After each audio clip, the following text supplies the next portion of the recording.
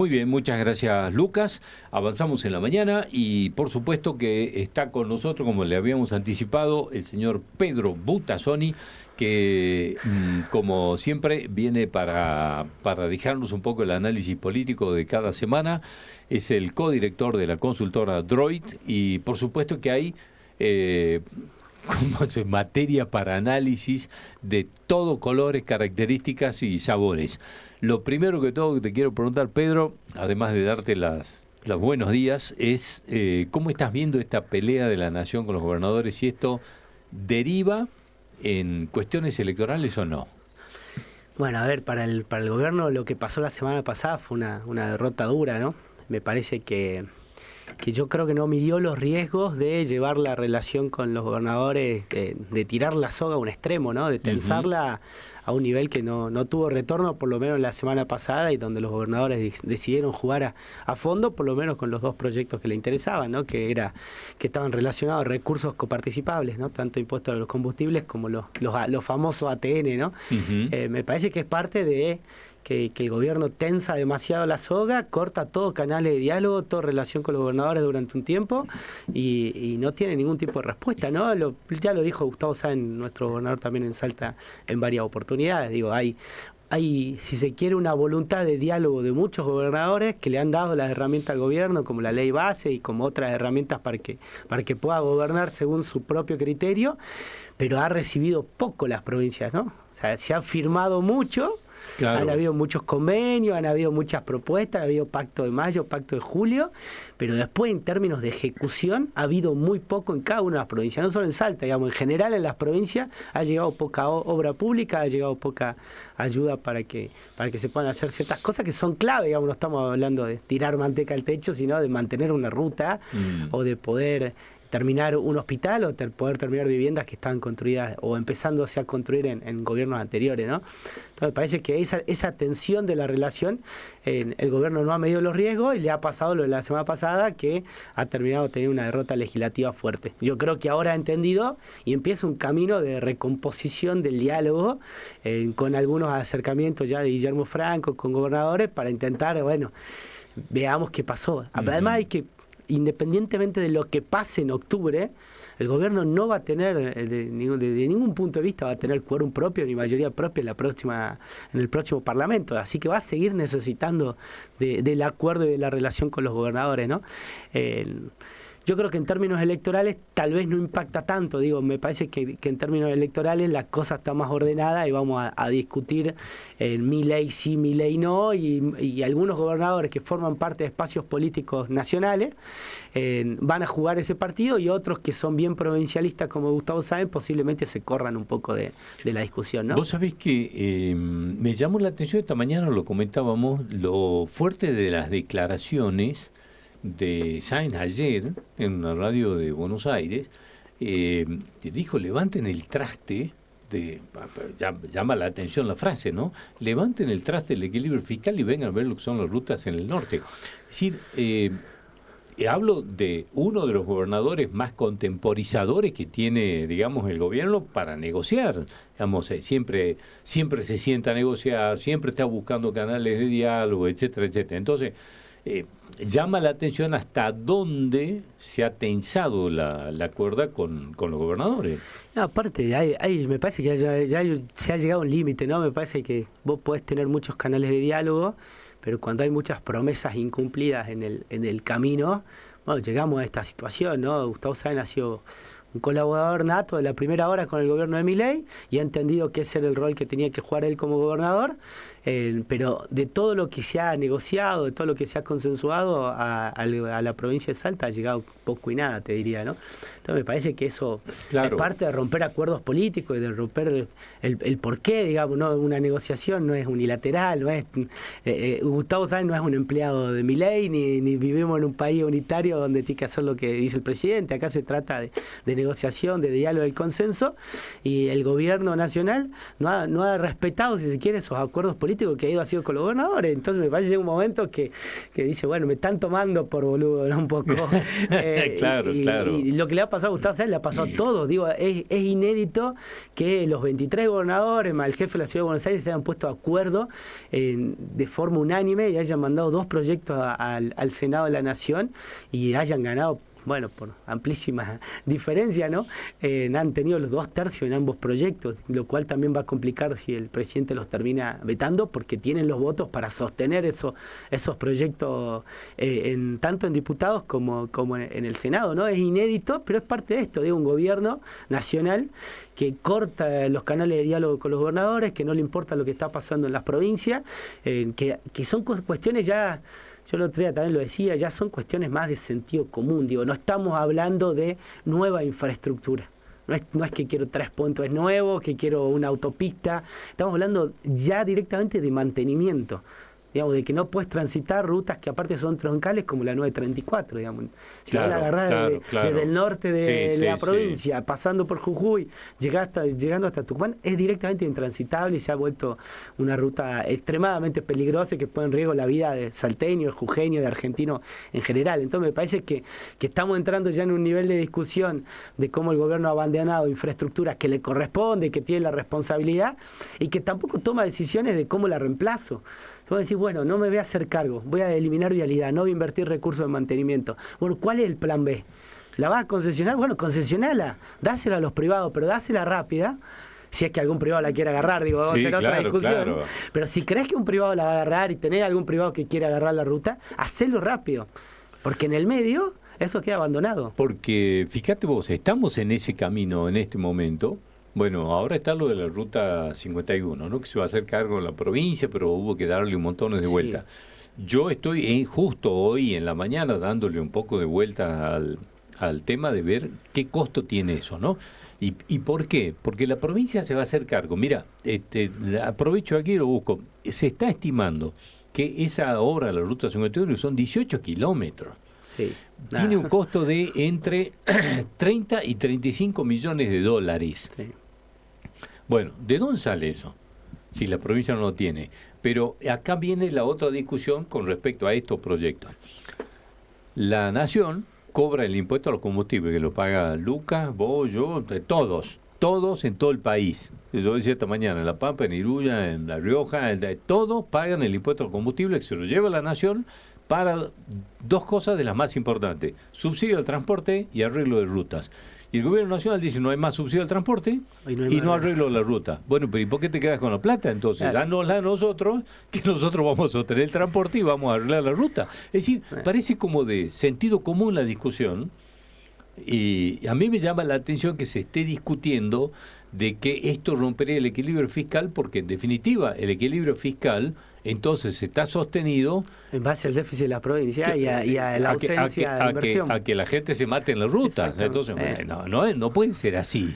No, a ver, bueno, ya tenemos el antecedente de los 90 con Menem, ¿no? Transferir seguridad, educación y salud a las provincias sin recursos, ¿no? Claro. Bueno, yo recorto los gastos del gobierno nacional, pero se lo tiro a las provincias y además no le doy los recursos con los que yo mantenía todos esos servicios, ¿no? Bueno, estamos en una segunda etapa, si se quiere, histórica, de delegación de facultades nacionales a gobiernos provinciales, pero sin los recursos correspondientes, ¿no?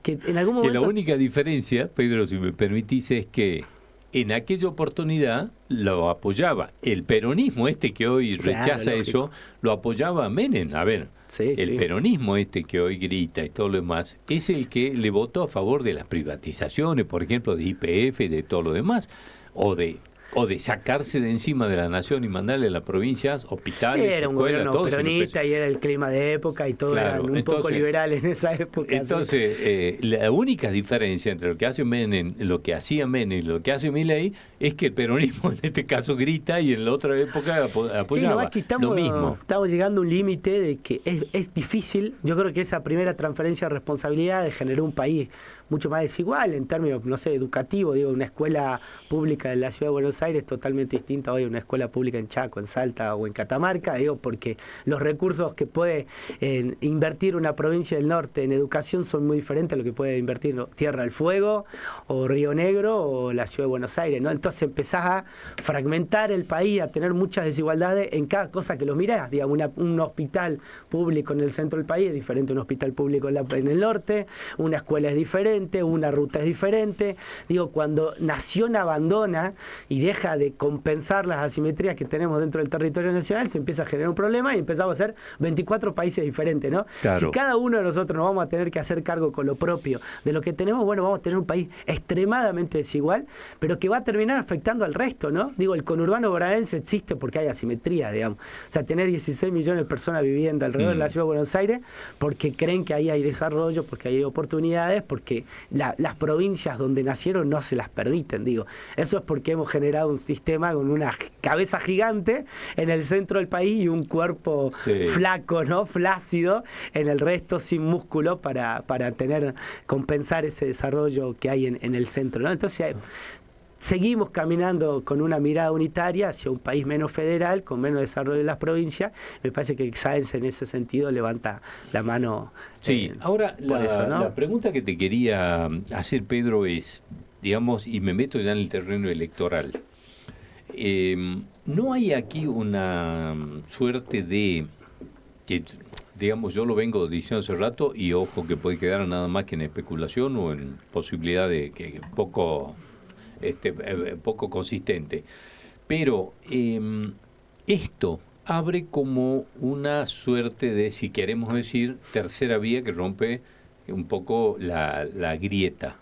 Entonces, excepto La Pampa y la provincia de Buenos Aires, quizás La Rioja, son como las únicas provincias kirchneristas que tienen gobernadores kirchneristas. El resto no. Son o peronistas, digamos, de lo que se llaman federales, republicanos, sí, qué sé yo, o del PRO, o de qué sé yo, de Juntos por el Cambio, que van quedando, etcétera, etcétera. Entonces, el tema es, digamos, no se va abriendo ahí una instancia electoral, porque casi todos esos gobernadores están muy lejos de hacer una alianza con los kirchnerismos de esa provincia. Y te traigo, en el caso específico de Salta, digamos, ¿no? Por ejemplo, usted veía que en Tucumán hay muy pocas probabilidades de que Jaldo, por ejemplo, termine cerrando con el kirchnerismo tucumano. No hay posibilidades. Bueno, ¿qué pasa en Salta? Entre esto que puede terminar en una opción electoral puesta por Sáenz, directamente con candidatos propios, los libertarios por un lado y el kirchnerismo por otro. Digamos, ¿esto abre esa instancia de una opción electoral que gesten los gobernadores o no? Yo creo que creo que la duda que tienen casi todos los gobernadores que se plantean y que contratan encuestas y focus group y demás, digo, para analizar si hay campo como para meter una tercera opción. Hay algo de que la sociedad, sobre todo el electorado, está bastante polarizado. No te digo en un 100%, pero si nosotros miramos en Salta, bueno, la Libertad avanza sobre todo en Capital, en el interior baja un poco, pero en Capital tenés entre 35 y 40 puntos núcleo duro, de un poco lo que sacó en las provinciales, o 37 puntos que se sostienen, y cuando empezás a medir opciones peronistas, estás cerca de los 30 puntos, ¿no? En sus diferentes variantes peronistas tenés 30 puntos. No queda algo por afuera, pero si lo fragmentás mucho, se te termina complicando, ¿no? Yo creo que si los gobernadores toman ese riesgo, en el caso de Sáenz, tienen que salir a jugar fuerte. Digamos, tenés que salir a jugar como gobernador de la elección, y ahí sí podés pelear tal vez la minoría del senador, tal vez partir en Salta que elegimos 3 diputados, quedarte con uno de los 3 diputados. O sea, salir segundo. O incluso salir tercero y decir, che, yo voy a pelear una banca de diputados. O sea, sabiendo que tal vez se polarice la elección nacional en el Senado, particularmente en Salta, y poder ir a pelear un tercer diputado. Yo creo que sobre todo el tercer diputado es más posible que el senador, porque lo que te va a pasar arriba es que un poco te vas a quedar sin mensaje de contraste, porque vos vas a tener que decir, bueno, yo soy en salteño, Frente Salteño, aliado o colaborador del gobierno de Milei, pero al mismo tiempo con diferencia. Digo, en el marco de una campaña electoral es como difícil que la gente vote una opción del medio cuando Milei polariza demasiado. Si sería otro tipo de presidente, capaz que te la compro, ¿viste? Pero lo mismo pasaba con Cristina, digamos, cuando vos tenés líderes tan fuertes que polarizan mucho, la gente que termina diciendo, a ver, ¿quién se opone a Milei? Yo quiero votar a alguien, sobre todo cuando es un mano a mano, digamos, como en el Senado, digamos, no hay opción en una tercera posición, que te va a decir, ¿quién es el que se opone a Milei? Bueno, esta es la opción. Digo, después veremos en Salta quién logra representar esa opción, porque todavía no está tan claro, digamos, tenés el Partido de la Victoria con Leavi que tiene que renovar, tenés Urtubey, tenés Emiliano Estrada, tenés ahí un grupo de que intentan representar eso y con ciertos desgastes diferentes cada uno. Digo, está complicado todavía ese tema de la oferta, ¿no? Pero yo sí creo que está difícil, por lo menos en el Senado, plantear medidas tintas. Diferentes diputados, porque ahí sí puedes partir uno y jugar a que el primero no te duplique o a pelear ese segundo lugar, tal vez con una posición más de centro, o diciéndole a la gente, bueno, necesitamos representantes de los salteños. Digo, yo lo veo difícil en el Senado, donde el discurso nacional va a bajar muy fuerte y Fuerza Patria, que calculo que se va a replicar a nivel nacional, también, ¿no? Y sobre todo en Salta, donde elegimos senadores y es una de las pocas provincias, ¿no? Igual se tiene que armar. Yo creo que igual depende mucho de la decisión de, en este caso, Gustavo Sáenz. ¿Quiero jugar fuerte? Bueno, ahí es otra historia, porque Gustavo Sáenz nunca lo ha hecho, pero si decidiría ir por ese camino, bueno, tiene 60 intendentes para jugar una elección. Sí, diputados, tiene senadores, diputados, concejales, claro, todo. Es el aparato, digamos. El aparato, es claro. bueno decir, bueno, y ahí sí, te puede juntar 30 puntos sin muchas complicaciones Claro. y pelear el segundo lugar. Incluso te diría que porque el otro es primero, quedarte ¿no? pegado, que me parece a Sáenz tampoco le gusta la idea de quedarse pegado al kirchnerismo, porque digamos, si hay algo de lo que quiere estar lejos, a ver, cada vez que habla dice, yo con esta señora nunca hablé, lógico. Cristina ya fue, o sea, si hay algo que con lo que Sáenz no quiere quedar pegado es con el kirchnerismo, es que ¿no? me parece que Sáenz iba a ser, tiene como dos opciones, o se corre y hace la de siempre, Ajá. que intenta jugar fichas en cada uno de los espacios nacionales, licúa un poco. Pero él no metiéndose desde ningún punto de vista, emitiendo una opinión personal y poniendo su cara en alguna de esas campañas, o sale a jugar fuerte con un frente provincial. Yo creo que evalúan todo el tiempo cuánto riesgo tiene salir a jugar y perder. Digo, en algún momento le pasó a Urtubey, siendo él incluso candidato a vicepresidente de La Baña y salir tercero, siendo gobernador de Salta en ese Salta momento. Era gobernador y salió tercero, siendo candidato a vicepresidente y gobernador en ese momento, porque se lo comió la grieta de Juntos por el Cambio, kirchnerismo en ese momento, ¿no? Me parece que ese riesgo lo tiene Sáenz y lo tienen todo, y analizan todo el tiempo, decir, bueno, ¿hasta dónde juego mi capital político? Si armo un frente, si me lo pongo al hombro, si toda mi tropa sale a competir y perdemos contra el peronismo, ¿no? Claro, porque si, digamos, saliendo segundo queda... a ver, ya está. Está bien, porque en definitiva la Libertad Avanza, por lo menos lo que dicen los pronósticos, va a ganar prácticamente en todos lados, por lo menos es lo que y es una elección nacional y eso es el oficialismo nacional, deberían ganarla. Nada, en Salta dicen, bueno, pasó lo que pasó en todo el país, ganó la Libertad Avanza, así que, pero tenés que asegurarte el segundo lugar. Sí, no, lógico. Este es el Tenés que salir a pelear contra un peronismo que no está fuerte, que está con interna, que está desgastado, pero que cuando llegue tiene algo de representación política, ¿no? De decir, bueno, somos los que representamos mejor al antimileísmo, digamos. El peronismo no va a ser una campaña muy propositiva, va a ser una campaña de nosotros le podemos poner un freno a Milei para que no siga haciendo lo que está haciendo. ¿Cuánto tiene ese núcleo fuerte de antimileísmo en Argentina en general y en Salta también? 30 puntos.